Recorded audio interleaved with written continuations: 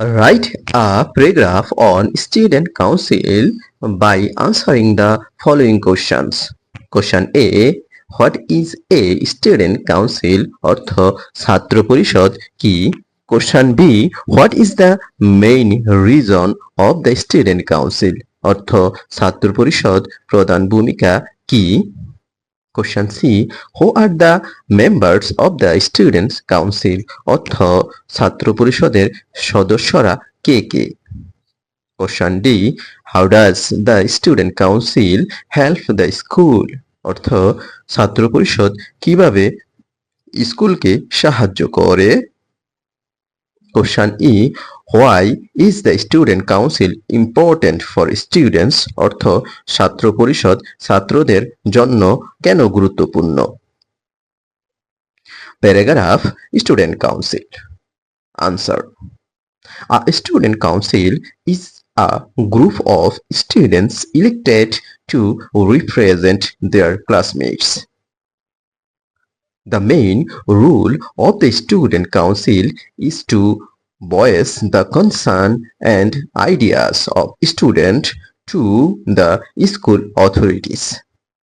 The members of the student council include the president, vice president, secretary, and other representatives from each class.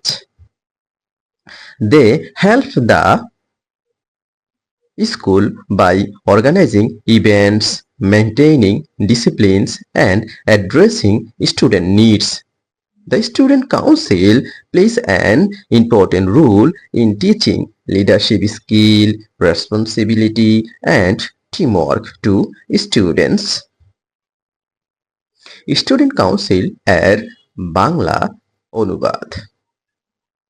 ছাত্র পরিষদ একটি ছাত্র দলের যারা তাদের সহপাঠীদের প্রতিনিধিত্ব করার জন্য নির্বাচিত হয়।